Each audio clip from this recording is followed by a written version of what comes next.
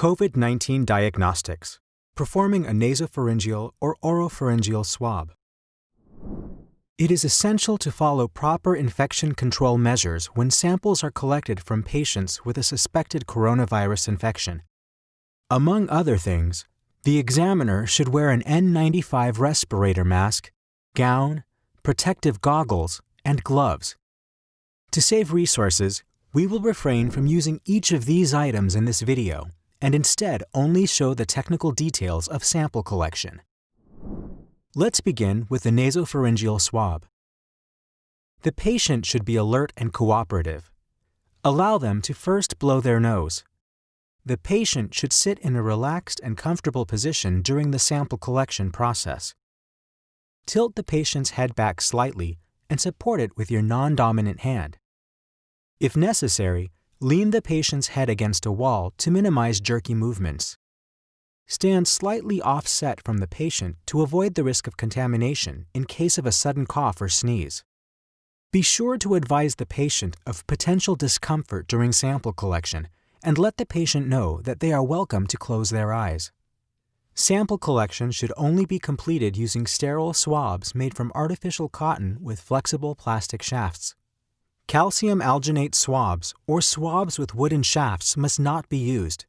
These materials can inactivate viral particles or inhibit PCR tests. Furthermore, wooden shafts are more likely to cause patient injury. Hold the swab like a pen between the thumb, index, and middle fingers. Maintain a loose grip that allows the swab to accommodate any resistance encountered during sample collection to reduce the risk of injury. Avoid using the following hand position during sample collection. Start by inserting the swab horizontally into the left or right nostril. Carefully advance the swab while maintaining a course that is close to both the septum and the floor of the nose, parallel to the palate.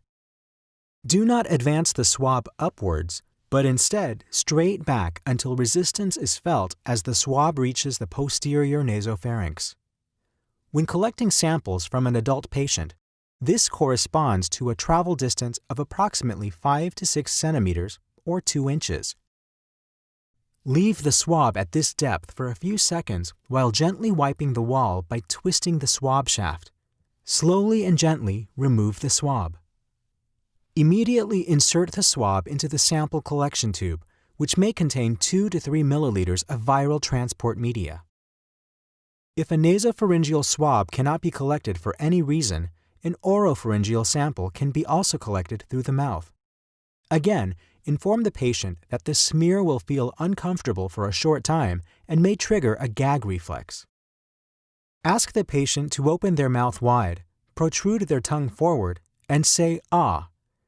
Depress the patient's tongue using a tongue depressor. Gently insert the swab into the oral cavity without touching the lips, teeth, tongue, hard palate, or soft palate. These surfaces should be avoided as they are often colonized by a wide range of microbes. Collect the sample from the back wall of the throat. Twist the swab shaft gently but thoroughly, sampling the oropharyngeal wall.